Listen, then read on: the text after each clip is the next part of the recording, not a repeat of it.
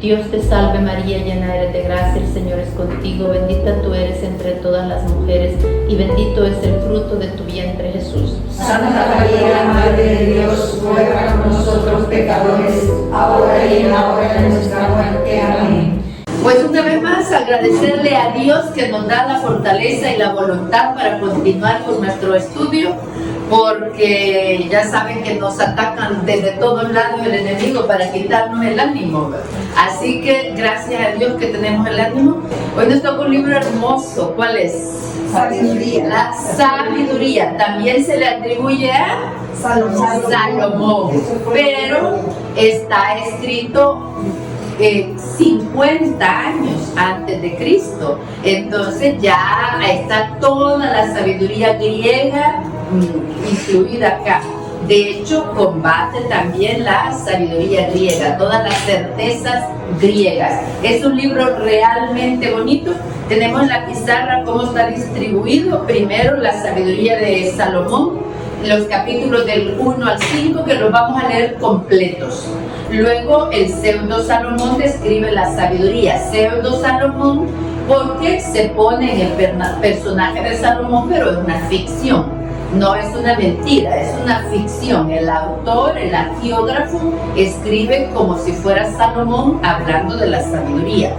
Y al final, cómo la sabiduría divina ha actuado en la historia. Y nos pone ejemplos desde Adán hasta Moisés, la paciencia que ha tenido Dios con los cananeos, la locura de la idolatría, dice cómo se han ido con los ídolos, y la sabiduría de Israel fiel al Dios único. Es un libro realmente muy bonito.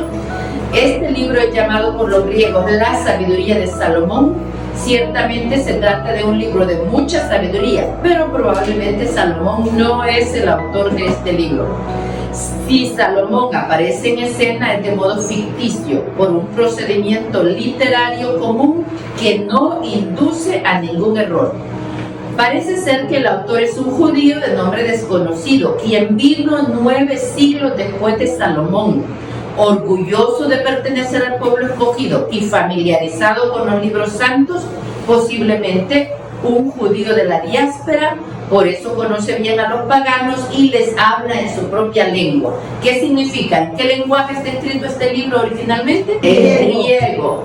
Lo deducen de este último párrafo. Conoce a la cultura pagana, conoce bien la cultura griega, están en la diáspora y les habla en su lengua. Probablemente ya es un judío de segunda o tercera generación, porque ya después del exilio me refiero. Entonces ya han regresado del exilio, los han dominado los griegos. Ya vimos que entre 300 y 200 años antes de Cristo empezó el dominio griego y ya hablan griego. Judíos que ya hablan griego. Entonces debe de ser ya segunda o tercera generación de judíos, pero conocen muy bien toda la sabiduría de Salomón. Según consta en el capítulo 1, versículo 1 y capítulo 6, del 1 al 11, este libro se dirige a los reyes paganos, invitándolos a la sabiduría. Pero ese auditorio también parece ser ficticio. Más bien se dirige a los judíos directamente y a los paganos indirectamente. Lo que importa primeramente es preservar de la seducción a sus compañeros de Alejandría. De aquí la vibrante apología que hace de Israel, o sea, la defensa tan apasionada que hace de Israel, del pueblo de los hijos de Dios, conducidos y protegidos por su Padre, depositario de la verdadera sabiduría y custodio del monoteísmo y de la moral. Eso es lo que vamos a ir encontrando en este libro de la sabiduría. Y vamos ya con la introducción de nuestra Biblia. El libro de Salomón se presenta como una obra del rey Salomón, pero esto no es más que una ficción literaria. En realidad fue escrito mucho más tarde, hacia el año 50 antes de Cristo. Me recuerda que cuando decimos cuando vino Jesucristo, pues en la plenitud de los tiempos, cuando ya el pueblo estaba preparado. Y realmente este libro, escrito 50 años antes de Cristo, lo prepara muchísimo, sin lugar a dudas. Su autor pertenece a la comunidad judía de Alejandría, importante colonia en la ciudad más poblada del mundo grecorromano. No había biblioteca que se igualase a la de Alejandría. Según se dice, albergaba 700.000 volúmenes. 2 siglos antes, su director había ordenado una traducción griega de la Biblia, la que fue llamada de los 70, porque de cada tribu habían escogido representantes para traducirla del hebreo al griego. El autor, pues, está en un punto en que se entrelazan 2 culturas y 2 lenguas, el hebreo y el griego. Allí se enfrentan 2 mundos religiosos, el de la Biblia y el de los griegos, con sus dioses, sus poetas y sus filósofos. Por lo demás, Egipto acaba de cambiar de dueños y los judíos de Alejandría, que se consideraban vejados por la administración egipcia, esperan que los romanos, ahora dueños de Oriente Medio, les sean más favorables. Este es el marco en que nace el libro de la sabiduría. En la primera parte, el autor se dirige a creyentes algo desanimados por las pruebas que su pueblo sufrió durante el transcurso del siglo. Más que todo, la fe se viene abajo, porque los tiempos han cambiado. En Palestina, la vida religiosa de los judíos se encontraba íntimamente ligada a su tierra. La fe se arraigaba en la vida nacional más que en las personas, y los individuos no contaban mucho.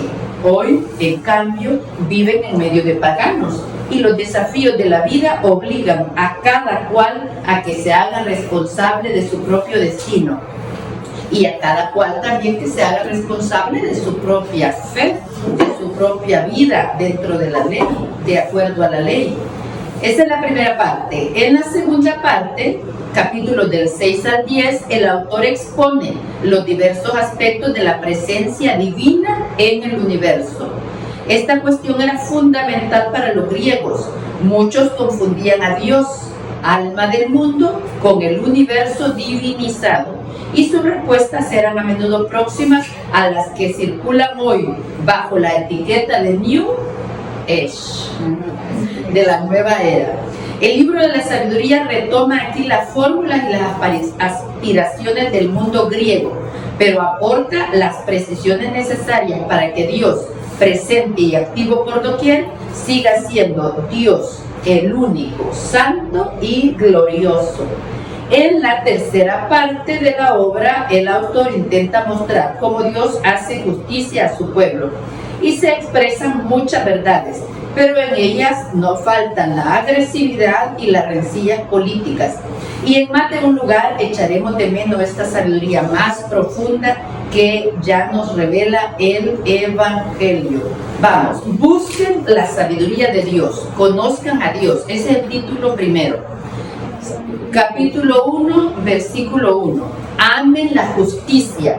Aquí la justicia todavía no se interpreta como siglos después dar a cada uno lo suyo. Justicia ahora lo entendemos como dar a cada cual lo que merece. Ok, si merece un castigo, la justicia le da un castigo. Si merece un premio, en justicia se le da un premio. Aquí se entendía más como la fidelidad a la voluntad de Dios. Vuelvo a empezar, 1:1. Amen la justicia, ustedes que gobiernan la tierra. Tengan para con el Señor los sentimientos que convienen. Búsquenlo con un corazón sincero, porque se deja encontrar por los que no lo provocan. Se manifiesta a los que le tienen confianza. Sepan que los razonamientos tortuosos alejan de Dios. La omnipotencia pondrá en su lugar a los insensatos que la ponen a prueba. La sabiduría no entrará en un alma mal dispuesta, ni habitará en un cuerpo esclavo del pecado. El Espíritu Santo que nos educa huye de la duplicidad, rechaza los pensamientos estúpidos y se paraliza frente a la maldad. La sabiduría es un espíritu que ama a los hombres, pero no dejará sin castigo al que blasfema, porque Dios conoce sus pensamientos íntimos y ve claro en su corazón y escucha sus palabras. Voy a leer en explicaciones. Dios está en nosotros, más presente que nosotros en nosotros mismos. No es necesario buscar muy lejos la verdadera sabiduría. Se presenta como un espíritu que viene de Dios para visitarnos. ¿Cómo expresar la proximidad de Dios inaccesible y santo? Aquí se habla de la providencia, de la sabiduría, de la justicia, del Espíritu de Dios. Se habla de ellos como si fueran personas que Dios envía para cuidarnos. Una persona justa, una persona sabia, una persona prudente, por supuesto, tiene como esos espíritus cuidándole constantemente. Y qué interesante esto que dice, como identifica a la sabiduría con el mismo Dios, entonces no habita donde hay pecado. Puede haber conocimiento, información, saber mucho, pero no llega a la sabiduría como la estamos estudiando acá. 1.8. Por eso, cualquiera que tome una decisión injusta no puede escapársele, no quedará sin sanción. Este lo reducirá al silencio. Los proyectos del impío serán investigados, sus palabras serán transmitidas al Señor y sus crímenes serán castigados. Sepan que hay un oído atento que lo escucha todo y nada de lo que se murmura se le escapa. Déjense pues de quejas injustificadas. Eviten los propósitos condenables, pues ni siquiera la palabra dicha en secreto queda sin consecuencias, y la boca mentirosa mata el alma. Qué mensaje tan directo. Y hay que apropiarnos especialmente de este. Déjense pues de quejas injustificadas. Me refiero a que hoy nos quejamos del calor, del frío, de la lluvia, de la sequía. Nos quejamos absolutamente de todo. 1.12. Nada de vida desordenada. Eso sería buscar la muerte. Una persona sabia busca la vida, busca la protección de Dios. No hagan cosas que les acarreen la desgracia, porque Dios no hizo la muerte y no le gusta que se pierdan los vivos. Qué bueno saberlo. Dios no quiere que nos perdamos. Dios quiere que vivamos. Él creó todas las cosas para que existan.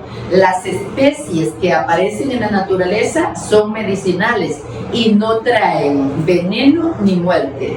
La tierra no está sometida a la muerte, pues el orden de la justicia está más allá de la muerte. Pues la naturaleza no está sometida a la muerte, pero ciertamente que nosotros la estamos matando. La humanidad estamos abusando de la tierra y la estamos destruyendo. Vamos, 1.16. El título es: Los sin Dios dicen que no hay otra vida. Los impíos, sin embargo, llaman a la muerte con gestos y palabras. Ven en ella a una amiga y se han prendado de ella. Han hecho con ella un pacto y se hacen merecedores de caer en sus manos. Voy a leer la explicación. Dios no hizo la muerte y no le gusta que se pierdan los vivos. Una creación que es buena y que sirve para el hombre. La muerte no viene de Dios, como se explicará aquí mismo en este libro 2.23, sino de la envidia del diablo, el espíritu del mal. Así se nos invita a mirar con confianza hacia el Señor. Pensar bien de Él es negar todas esas falsas preguntas. ¿Por qué Dios permite lo malo, la muerte, los terremotos, las tragedias? Dios lo que quiere es la vida. Nosotros somos los causantes de muchos de esos males y de nuestros propios males. Si somos muy objetivos en reflexionarlo, encontramos que nosotros mismos somos los arquitectos de nuestro propio destino. Vamos, capítulo 2, versículo 1. Partiendo de falsos razonamientos sacan estas conclusiones. Nuestra vida es corta y llena de decepciones. Tendremos un fin y será sin remedio. Nunca se ha visto que alguien haya subido del mundo de los muertos. Nacimos por pura casualidad y cuando lleguemos al final será como si no hubiésemos existido. Nuestro soplo vital no es más que el vapor de nuestro aliento. Nuestro pensamiento salta como una chispa del latido de nuestro corazón. Cuando llegue a extinguirse, el cuerpo regresará al polvo y el espíritu se dispersará como una bocanada de aire. Pero fijémonos cómo empieza estos versos. Partiendo de falsos razonamientos, sacan estas conclusiones. Cuando está, y es muy frecuente escucharlo aún ahora, hay mucha gente que dice aquí acaba todo. Versículo 4, con el tiempo se olvidarán de nuestro nombre, nadie más pensará en lo que hicimos. Nuestra vida pasa como la sombra de una nube, se desvanece como niebla a los rayos del sol. Nuestra vida es solo paso de una sombra, cuando llega el fin es sin vuelta, una vez sellado nadie vuelve. Vengan pues, gocemos de los bienes presentes, aprovechemos de todo. Vamos, en la juventud, que haya vino y perfumes, no dejemos que se marchiten las cosas, pongámonoslas en nuestra corona. Qué interesante esto. Claro, primero negamos el más allá y luego venga, fiesta, fiesta. Aprovechemos de todo, gocemos de todo porque no hay más allá. Y luego veremos que sí, tenemos que dar cuenta en nuestro juicio personal de todo lo que dice el capítulo 1, hasta de lo que murmuramos en lo escondido, tenemos que dar cuentas. Vamos, 2:9. Que nadie de nosotros, siguen los que con falsos razonamientos, que nadie de nosotros falte a nuestras comilonas. Por todas partes dejaremos recuerdos de nuestras fiestas, pues esa es nuestra herencia y nuestra suerte. Seamos duros con esos pobres piadosos, y lo mismo con las viudas, nada de respeto con los viejos de cabellos blancos. Nuestra fuerza sea la ley, la debilidad es prueba de que uno no sirve para nada. Y esto está muy reflexionado, de que el impío no tolera al justo. El impío trata de, cuando hablamos mal de las otras personas, hay un poquito de esto, de hacer quedar mal al prójimo porque no toleramos su virtud. Por eso hoy hay una frase común que dice, el mayor piropo te lo echa el que te envidia. ¿Por qué te envidia? Porque hay virtudes en ti que le molestan porque no están en él. Se acomoda muy bien a este versículo. Seamos duros con esos pobres piadosos. Y lo mismo con las viudas. Nada de respeto con los viejos de cabello blanco. 2:12. Hagamos la guerra al que nos reprende porque violamos la ley.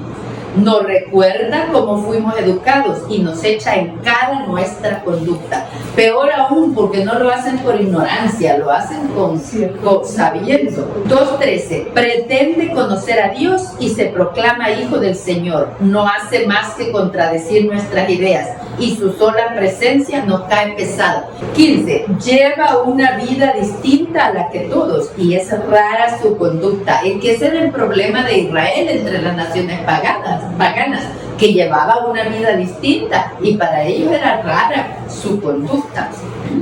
Creería marcharse si actuara como nosotros. Habla de una felicidad para los justos al final y se vanagloria de tener a Dios por Padre. Qué hermosa vanagloria, de tener a Dios por Padre. Veamos pues si lo que dice es verdad y hagamos la prueba. ¿Cómo se librará? Si el justo es hijo de Dios, Dios lo ayudará y lo librará de sus adversarios. Sometámoslo a humillaciones y a torturas. Veamos cómo las acepta, probemos su paciencia. Y muchas veces cuando pensamos que Dios nos está probando, a lo mejor nos está probando el prójimo, que no tolera nuestra forma de vivir. Sometamos las humillaciones y a torturas. Veamos cómo las acepta, probemos su paciencia. Luego, condenémoslo a una muerte infame, pues según él alguien intervendrá. Así es como razonan, pero están equivocados. Su maldad los enceguece, de tal manera que no conocen los secretos de Dios. No esperan la recompensa de una vida santa, si creen que las almas puras tendrán su paga, ni creen que las almas puras tendrán su paga. Pero Dios creó al hombre a imagen de su propia naturaleza, para que fuera inmortal. La envidia del diablo introdujo la muerte en el mundo y la experimentan los que toman su partida. La muerte siempre acá está, equivale al pecado. Ya que estemos aquí en esta tierra respirando, si estamos en pecado, nuestra alma ha muerto. Y si morimos en pecado, nuestra alma muere. Si vivimos y morimos en gracia, nuestra alma no va a morir de ningún modo. Va a estar viva. Del capítulo 2, solo voy a leer un poquito la explicación. Nacimos por pura casualidad. Los impíos, es decir, los que se creen libres de la ley de Dios y de su propia conciencia, son amigos de la muerte, pues ignoran la verdadera vida y se dicen: gocemos de los bienes presentes. Si el justo es hijo de Dios, Dios lo ayudará. Transparentan la situación de Jesús en la cruz. Recuerden que también en la cruz a Jesús le reprochaban eso. Si es verdad que eres hijo de Dios, ven, baja, que te ayude. Estoy todavía en las explicaciones. Lleva una vida distinta a la de todos y es rara su conducta. Cuando se escribió esto, los judíos eran mal considerados por los paganos a causa de todos los detalles de su vida. Se diferían de las costumbres de aquellos. Pero aunque los cristianos no tratan de distinguirse, el testimonio de una vida en que se es lógico con la fe molesta a muchos. En realidad hay entornos muy paganos en que molesta y se burlan. Basta que uno reconozca que se confiesa para que ya se burlen y lo ridiculicen de que uno se confiesa. Vamos, capítulo 3. Son hermosos este capítulo 3 y 4. Se subtitula Los justos vivirán con Dios. Esto es lo que nosotros creemos. Las almas de los justos están en las manos de Dios y ningún tormento podrá alcanzarlos. A los ojos de los insensatos están bien muertos y su partida parece una derrota. Nos abandonaron, parece que nada quedó de ellos, pero en realidad entraron en paz. Aunque los hombres hayan visto en eso un castigo, allí estaba la vida inmortal para sostener su esperanza. Después de una corta prueba, recibirán grandes recompensas. Porque si nosotros pensamos que la eternidad vamos a estar con Dios, entonces la recompensa es infinita para los 100 años que podamos padecer aquí. Sí, Dios los puso a prueba y los encontró dignos de Él. Los probó como al oro en el horno donde se funden los metales y los aceptó como una ofrenda perfecta. A cualquier edad que moramos, si morimos en la gracia de Dios, estamos en paz, estamos en las manos de Dios, hemos sido encontrados dignos de Él. Y sabemos de personas de diferentes edades que mueren a diferentes edades porque han sido dignos de Dios. 3:7. Cuando venga Dios a visitarnos, serán luz, estas personas de las que estamos hablando que ya murieron, semejantes a la centella que corre por entre la maleza. Gobernarán las naciones y dominarán a los pueblos, y el Señor será su rey para siempre. Aquí estamos hablando de todos nuestros amores que ya se nos murieron.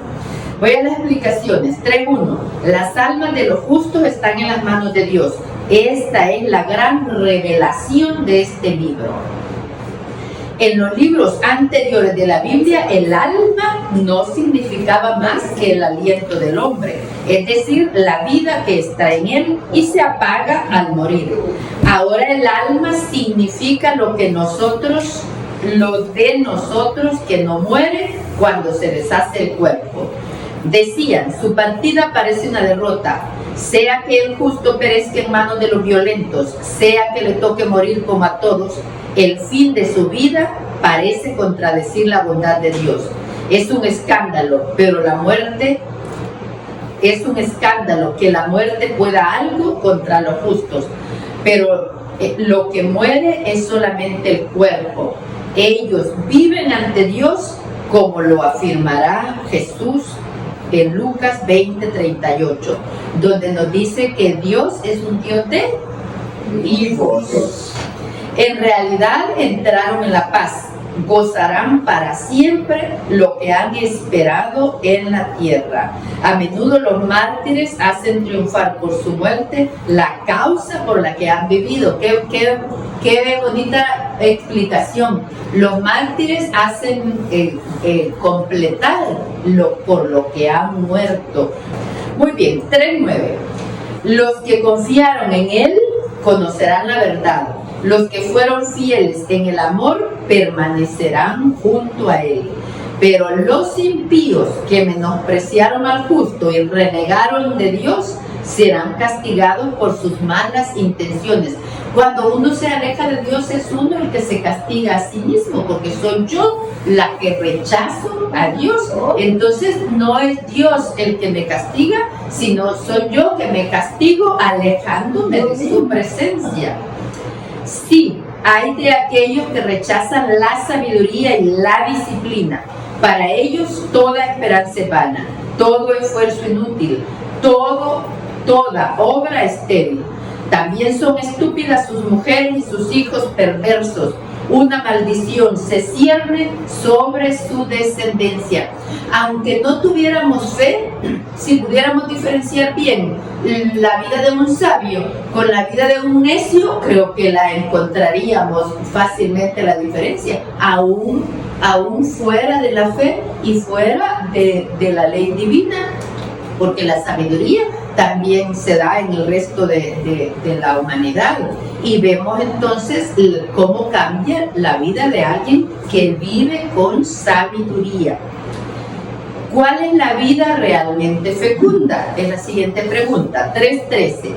Feliz la mujer sin hijos si ha permanecido pura, si no ha tenido alguna unión culpable. Cuando sean juzgadas las almas, se verán sus frutos. Feliz también el eunuco si no tomó parte en el mal, ni tuvo pensamientos de rebelión contra el Señor.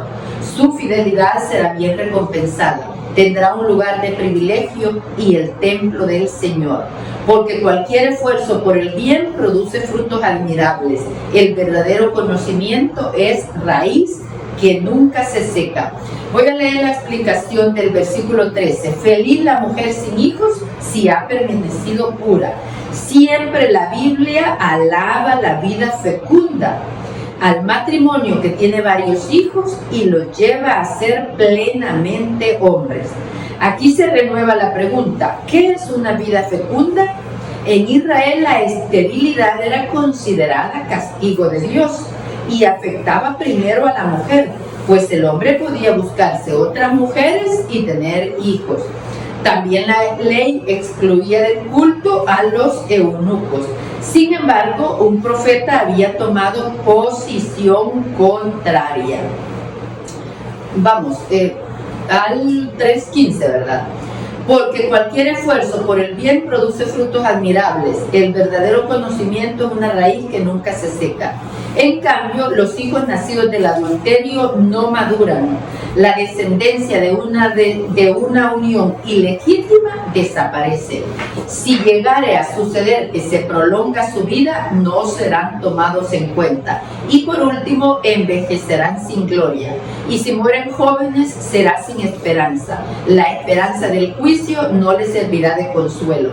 Si una raza malvada está condenada a una suerte cruel. Vamos al capítulo 4.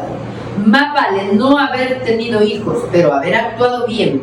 Uno será entonces considerado tanto por Dios como por los hombres y dejará un recuerdo imperecedero. A una vida tan recta se le imita cuando se le ve y se la echa de menos cuando desaparece. En la eternidad recibe la corona de la gloria, porque triunfó en combates perfectos. Esta es nuestra esperanza. Al contrario, la numerosa posteridad de un impío no significa nada.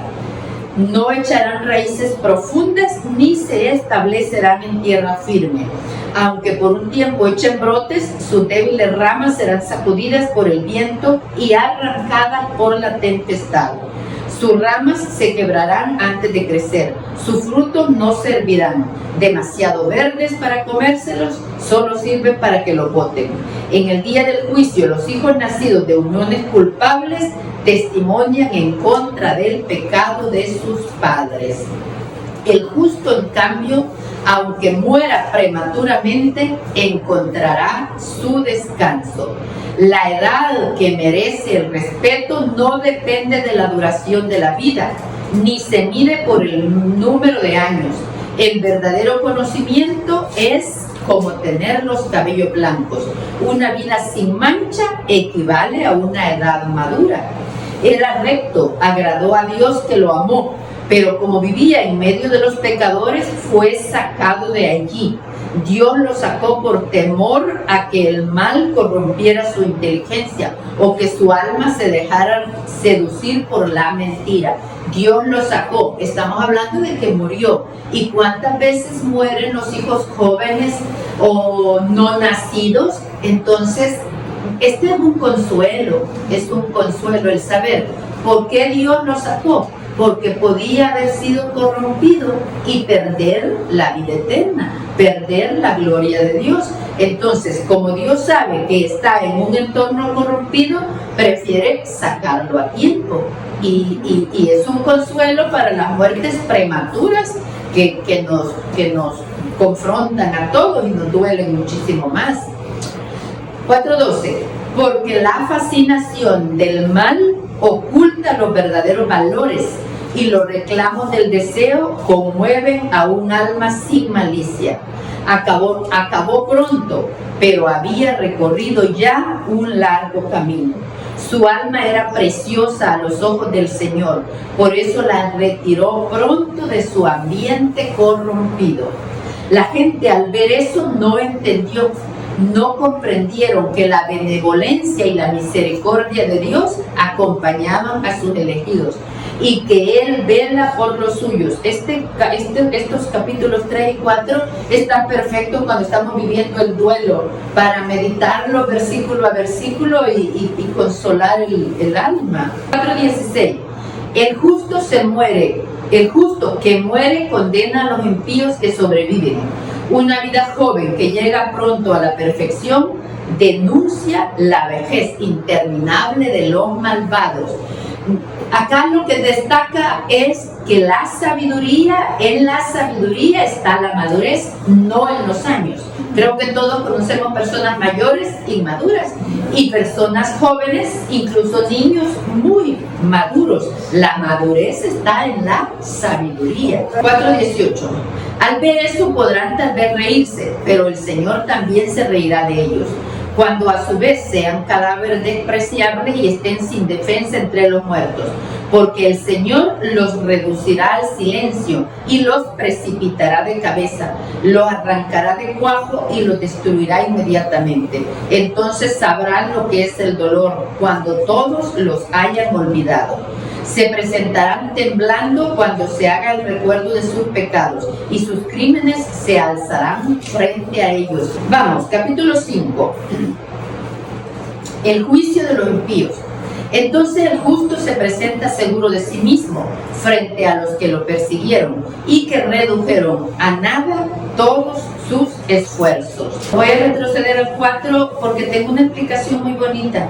Estoy en las explicaciones del 4, versículo 10. Era recto, agradó a Dios que lo amó, pero como vivía en medio de los pecadores fue sacado de allí. Nos dice la explicación, como vivía en medio de los pecadores fue sacado de allí. Estas palabras aluden a Enoc, cuyo extraño fin, como el de Elías, avivaba la reflexión de los judíos. Es otra respuesta para la muerte prematura de los hijos.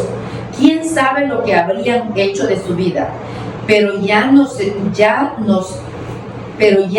está engañando nuestra imaginación cuando hablamos de lo que habrían hecho de su vida. Esta posibilidad ni siquiera existió, porque Dios no la consideró. Cada uno ha sido creado y amado por Dios con estas mismas limitaciones que nos desconciertan. Ahora sí, vamos al 5:2. Al verlo, comenzaron a temblar de un miedo inmenso, asombrados de ver que se ha salvado contra toda esperanza. Llenos de remordimiento se dirán, muy angustiados y con gemidos. Este es al que tomábamos para la risa, el objeto de nuestras bromas. ¡Qué imbéciles éramos! Recordemos a Lázaro y el rico. El rico toda la vida menospreció a Lázaro.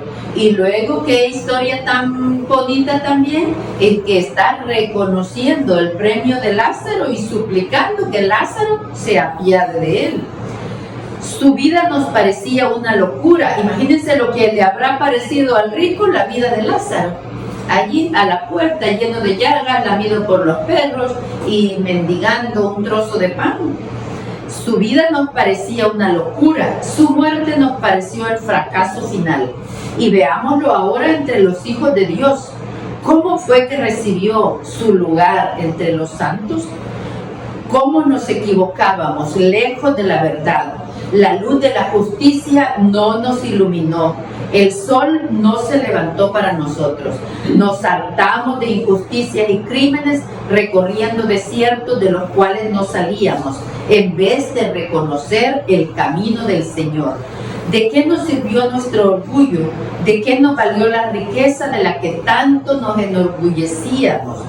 Todo eso pasó como una sombra, como un rumor que se disipa, como el navío que corta la espuma del mar y de cuyo paso no queda huella alguna, ni marca de su quilla en las olas. O como el pájaro que atraviesa el espacio y los vestigios de su carrera nadie encuentra, que no deja ninguna señal de su trayecto. Sus plumas rozaron el aire leve, un silbido se produjo al partido, batiendo sus alas se abrió camino. Pero después, ¿quién encontró alguna huella de su vuelo? O como una flecha disparada al blanco. El aire que va cortando vuelve sobre sí mismo, sin permitir que se vea su camino. Así también nosotros, apenas nacimos, desaparecimos. Nos hemos agotado en nuestras malas obras y no tenemos mérito alguno que podamos mostrar. Sí, la esperanza de los impíos es como la paja que se la lleva el viento. Ahora es muy común confiar en la misericordia de Dios y decimos, Dios es infinito y misericordioso, nos va a perdonar. Es exactamente lo que está relatando este versículo. Estamos equivocados al tentar a Dios confiando en su misericordia. Los justos, en cambio, viven para siempre y su recompensa está junto al Señor. Cuidan de ellos en casa del Altísimo. Recibirán de manos del Señor la corona magnífica, la diadema radiante. Con su mano derecha los cubrirá y con su brazo los protegerá. Cuando hay personas que le temen a la muerte, hay que leer estos versículos cuando sentimos el temor de la muerte para tomar conciencia de qué es lo que nos espera si vivimos en la gracia de Dios. Su amor celoso lo llevó a tomar las armas, moviliza al universo para castigar a sus enemigos, toma como coraza la rectitud y como casco escogió sus juicios equitativos. Su invencible santidad le sirve de escudo, se ha hecho una espada con su cólera inflexible y junto con él el universo lucha contra los insensatos. Los dardos del rayo darán recto en el blanco, disparados de las nubes como en un barco bien tenso. Los granizos de la cólera caerán sobre ellos, el océano se indignará con ellos y los ríos se inundarán sin piedad. El aliento de su poder se alzará contra ellos y los dispersará como el huracán. Su pecado convertirá a la tierra en desierto, sus maldades de los poderosos echarán abajo sus tronos. Muy bien, estábamos en la primera parte, la sabiduría de Salomón. En la segunda parte vamos a ver el pseudo Salomón que describe la sabiduría. Pseudo se refiere a que no es realmente Salomón, sino una ficción. El angiógrafo está hablando como si fuera Salomón. 6.1, voy a leer la explicación. Aquí comienza un discurso dirigido en teoría a los reyes, pues hay que recordar lo que dijimos en la introducción, que fácilmente se atribuyen varios libros a Salomón debido a su sabiduría. Es lo que pasa con este libro. El autor habla como si fuera Salomón y dirige su discurso a la gente del mundo, es decir, a los soberanos. Y cuando habla de los gobernantes, tengamos en cuenta que todos somos gobernantes, primero de nuestra vida, a veces segundo de nuestra familia, de nuestro hogar, a veces de nuestro trabajo. Entonces también tenemos que asumirlo como gobernantes. Vamos al 6, vamos a leer del 1 al 8. No hay sabiduría sin religión verdadera, es el subtítulo de toda esta segunda parte. Los reyes deben buscar la sabiduría. Oh reyes, escuchen y entiendan, déjense instruir. Ustedes que gobiernan las lejanas tierras, pongan atención. Ustedes que mandan a multitudes, que están tan orgullosos de sus numerosos pueblos. Porque el Señor es quien les dio el poder y la realeza les viene del Altísimo. Él examinará su comportamiento y pondrá al descubierto las intenciones de ustedes. Ustedes son los representantes de su poder real. Ahora bien, si no han juzgado conforme a la justicia, ni han observado su ley, ni procedido según la voluntad de Dios, ni procedido según la voluntad de Dios, los declarará culpables bruscamente de manera terrible, porque rigurosa es la sentencia para la gente que tiene un alto puesto. Se tiene compasión de los pequeños y se les perdona, pero los poderosos serán controlados estrictamente. El amo del universo no tiene a nadie y las dignidades humanas no le impresionan. Él hizo a los pequeños y a los grandes. Él se preocupa por todos, pero a los poderosos se les examinará más a fondo. Lo hemos oído muchas veces, al que más el que más recibe, también más se le va a pedir. Versículo 12, 6:12. La sabiduría es luz y no se torna opaca. Se muestra con gusto a los que la aman. Se dejan encontrar por los que la aman. Qué hermoso. Dios se deja encontrar por quien le busca, por quien le ama. 6:13. Sale al encuentro de los que la quieren conocer. El que por ella se levantó temprano casi no tendrá que esforzarse, la hallará sentada a su puerta. Vamos al 17. El comienzo de la sabiduría es un verdadero deseo de formarse. Buscar instrucción es amarla. 6:18. El que la ama observa sus leyes. El que obedece sus leyes se asegura la vida que no perece. Se refiere a que nos aseguramos la vida en Dios. 22. Les voy a decir lo que es la sabiduría y cuál es su origen. No les ocultaré secreto alguno. Quiero seguirla desde sus comienzos y exponerles claramente, sin apartarme de la verdad, todo lo que de ella se puede saber. Porque aquí no hay secretos que guardar celosamente. Eso no tendría nada que ver con la sabiduría. Si se multiplican los sabios, sería la salvación del mundo, porque un rey inteligente hace la prosperidad de su pueblo. Esto es lo que Dios quiere, que se multipliquen los sabios, que se multipliquen los santos. En el 7 vamos a leer del 7 al 11. Oré y me fue dada la inteligencia. Supliqué y el espíritu de sabiduría vino a mí. Recordemos que la sabiduría es un don del Espíritu Santo, un don. Don significa regalo, gracia. Entonces lo recibimos gratuitamente de Dios cuando lo buscamos, cuando lo pedimos. Dios no nos va solo porque llegó Pentecostés nos va a derramar los 7 dones sobre nosotros. No, hay que quererlos, hay que pedirlos y hay que aprovecharlos. 7:8. La preferí a los cetros y a los tronos, y estimé en nada la riqueza al lado de ella. Sí, podemos sentir el eco de Salomón hablando en toda su riqueza y toda su sabiduría. Vi que valía más que las piedras preciosas. El oro es solo un poco de arena delante de ella, y la plata menos que el barro.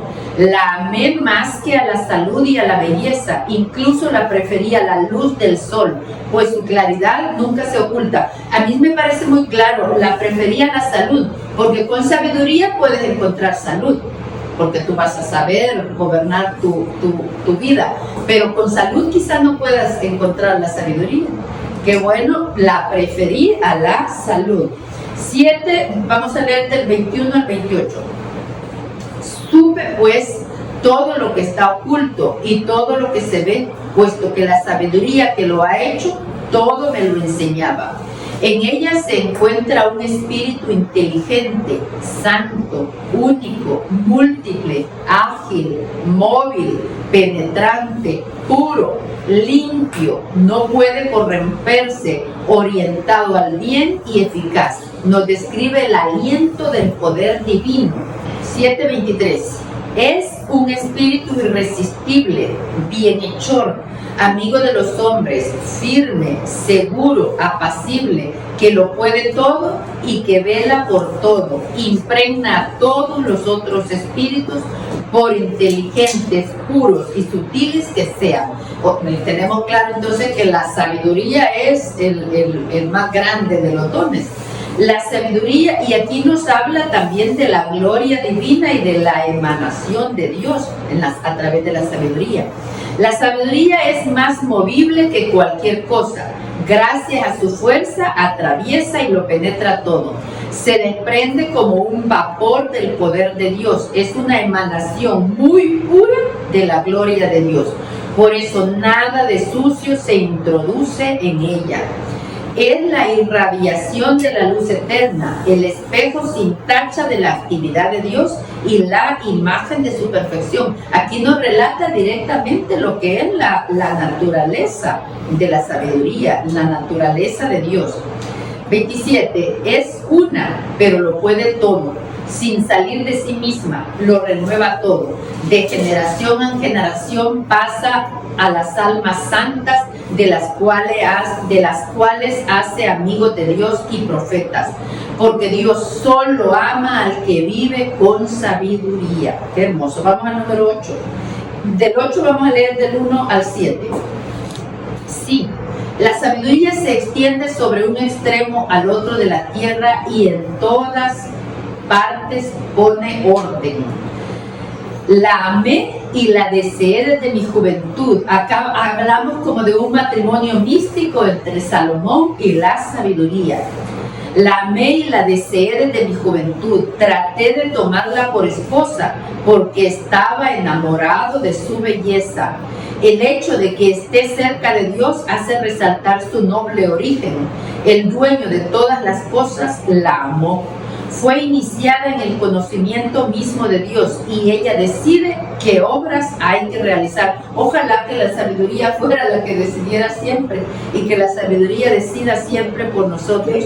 Vemos a Salomón verdaderamente enamorado de la sabiduría, como debemos estar nosotras, enamoradas de la sabiduría. Sí, lo que se desea en el mundo es la riqueza. ¿Acaso hay riqueza más grande que la sabiduría, que todo lo realiza? Y si la inteligencia precede a las obras, ¿quién entre los vivos hace las cosas mejor que ella? ¿Aman ustedes la rectitud? Sepan que todas las virtudes son fruto de su trabajo. Ella enseña la prudencia y la inteligencia, la justicia y el valor. Nada hay en la vida que sea más útil a los hombres.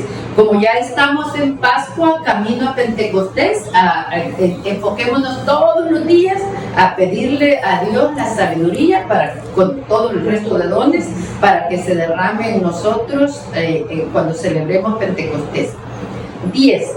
Gracias a la sabiduría, me decía, seré honrado por las muchedumbres y a pesar de mi juventud, respetado por los ancianos. Insiste mucho en que no tiene que ver la sabiduría con los años. Vamos a ver el 16. De vuelta a casa descansaré a su lado, porque su compañía no es amarga. Vivir con ella no cuesta nada, sino que al contrario, trae alegría y felicidad. 19. Había nacido como niño bien dotado, había recibido como herencia un alma buena, o más bien, siendo bueno, había llegado con un cuerpo sin defectos. Los que tenemos mucha salud, nos vemos identificados en estos versículos. Un espíritu fuerte en un cuerpo sano es una bendición realmente grande. Vamos al capítulo 9. 9 del 1 al 6. Dios de nuestros padres, Señor de misericordia, por tu palabra hiciste todas las cosas y por tu sabiduría formaste al hombre para que domine a todas las criaturas por debajo de ti, para que gobierne al mundo con santidad y justicia y tome sus decisiones con recta conciencia. Vamos a continuar 9:9. Junto a ti está esa sabiduría que conoce todas tus obras, que estaba contigo cuando hacías el mundo, que sabe lo que te agrada y está de acuerdo con tus mandamientos. Se refiere que la sabiduría, y lo hemos leído en otros versos, que la sabiduría ya estaba con Dios cuando creaba al mundo. 9:16. Si nos cuesta conocer las cosas terrestres y descubrir lo que está al alcance de la mano, ¿quién podrá comprender lo que está en los cielos? Vamos al número 10. Esta tercera parte es una reflexión sobre la historia de Israel. Vamos a leer poquitos artículos porque ya tenemos mucho leído de estos versos. Vamos al 10:1. La sabiduría protegió al Padre del mundo, a ese primer hombre que fue formado por Dios y que fue creado como único. Lo levantó de su caída y le dio las fuerzas para que dominara a todas las cosas. El hombre se alejó de ella, arrastrado por su propio furor. Se hizo malo hasta matar a su hermano. ¿De quién está hablando? De Caín. De Caín. Y se perdió junto con su arrebato. Pero cuando por culpa de él las aguas inundaron la tierra, la sabiduría lo salvó una vez más. Ella guiaba su barca. ¿De quién habla? 10:5. Más tarde, los pueblos se juntaron para hacer el mal, y la discordia se instaló en medio de ellos. La sabiduría reconoció entonces a otro justo, lo mantuvo irreprochable delante de Dios y le dio fuerza para sobreponerse a la ternura por su hijo. ¿Quién será? Abraham. 10:6. Ella, la sabiduría, también libró al justo de su huida cuando bajaba el fuego sobre las 5 ciudades para aniquilar a los impíos. Y aún hasta ahora permanece un testigo de su perversidad, una tierra árida y siempre humeante, arbustos cuyos frutos no maduran, una columna de sal en recuerdo de la que no creyó. Lot, muy bien. En cambio, la sabiduría libró de sus problemas a los que le servían. Condujo por caminos seguros al justo que huía de la cólera de su hermano. ¿A quién le robó qué? Un hermano y salió huyendo. Jacob. La sabiduría no abandonó al justo cuando lo vendieron. ¿Quién? José. Lo preservó del pecado, descendió con él al pozo y no lo dejó. Qué bonito recorrido nos hace de cómo la sabiduría siempre ha estado en la historia con quienes le buscan. Continúa por el mismo estilo uno más.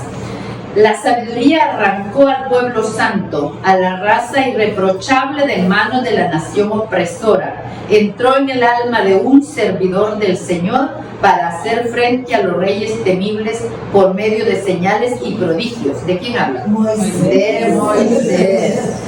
11:20. Pero aún sin eso, bastó que tu justicia los persiguiera, que tu poderoso aliento los dispersara, pues podías derribarlos de un soplido. No los quisiste, porque respetas totalmente lo que has dispuesto, mesura, número y peso. En realidad, tú puedes imponerte soberanamente. ¿Y quién podría oponerse a la fuerza de tu brazo? El mundo entero está delante de ti como un grano en la balanza, como una gota de rocío que cayó al suelo de madrugada. Vamos a leer del 12, 1 y 2. Y tu espíritu imperecedero está en todo. Así es como corriges de a poco a los que pecan. Así es como corriges de a poco a los que pecan. Les haces ver mediante tus correcciones en qué han pecado, para que renuncien al mal y crean en ti. Vamos al 26 y el 27. 12:26. Pero no comprendieron tus benignos reproches, así que merecían experimentar el juicio de Dios. En medio de sus sufrimientos se indignaron con esos animales a los que habían tomado por dioses y que ahora se transformaban en los instrumentos de su castigo. 13, del 1 al 5. La ignorancia de Dios siempre manifiesta en los hombres una falla esencial. Todo lo que admiraban por su valor no los llevó a conocer al que es. Se quedaron con las obras y no reconocieron al artesano. Critica las filosofías de la época y todavía padecemos un poco de eso, que endiosan a la creación, endiosan a lo creado y se olvidan de Dios. Consideraron como dioses que gobiernan el mundo tanto al fuego como al viento, a la brisa, al firmamento estrellado, al agua impetuosa y a las luminarias del cielo. Fascinados por tanta belleza, los consideraron como dioses. Pero entonces, ¿no debieron haber sabido que su soberano es todavía más grande? Porque solo las criaturas del que hace que aparezca toda esa belleza, porque solo son criaturas del que hace que aparezca toda esa belleza.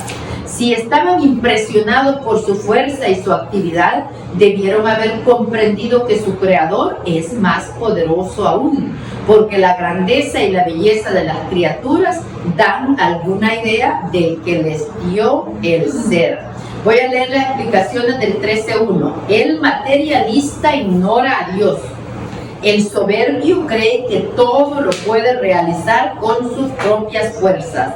Usa de las cosas como propias sin darles un sentido más profundo y considerarlas como un regalo de Dios. El sencillo y humilde ve detrás de todas las cosas la mano de Dios. La inteligencia humana está hecha para descubrir a Dios que lo llena todo y que es el fin de todo.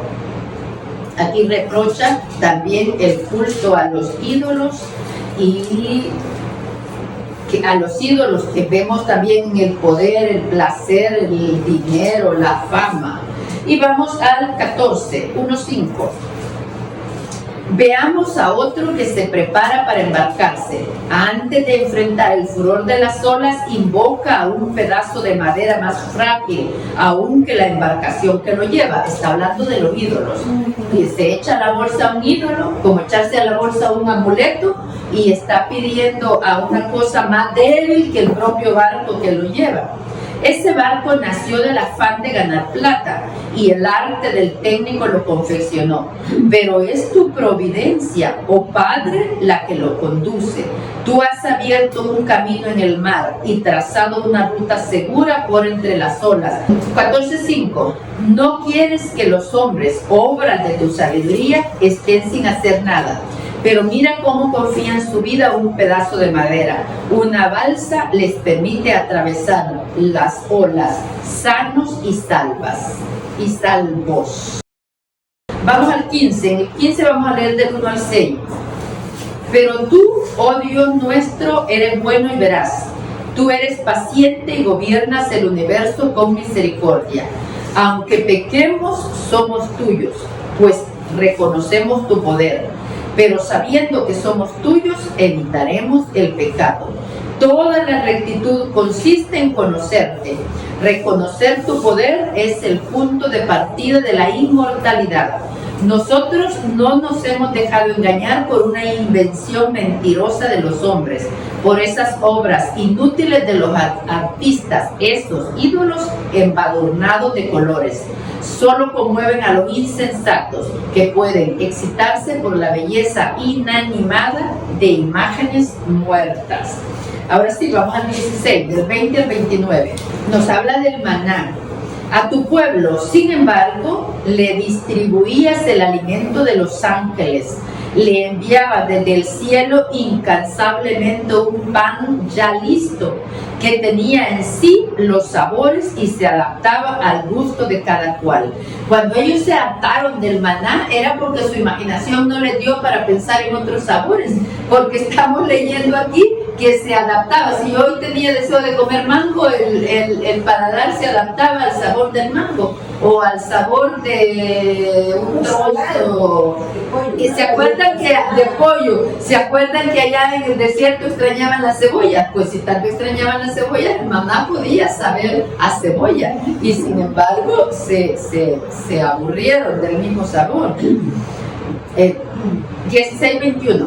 Ese alimento demostraba tu ternura por tus hijos, ya que respondía a los deseos del que lo comía y se transformaba en lo que quería cada uno. Qué bueno saber eso, qué misericordioso es Dios.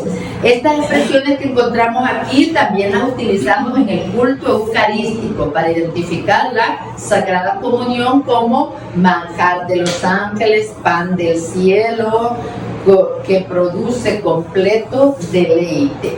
Se parecía a la nieve, pero soportaba el fuego sin derretirse, mientras que por ese tiempo las cosechas de los enemigos eran presas de las llamas que ardían en medio del granizo. Los relámpagos brillaban bajo la lluvia, pero el fuego parecía haber perdido sus propiedades cuando se trataba del alimento de los justos.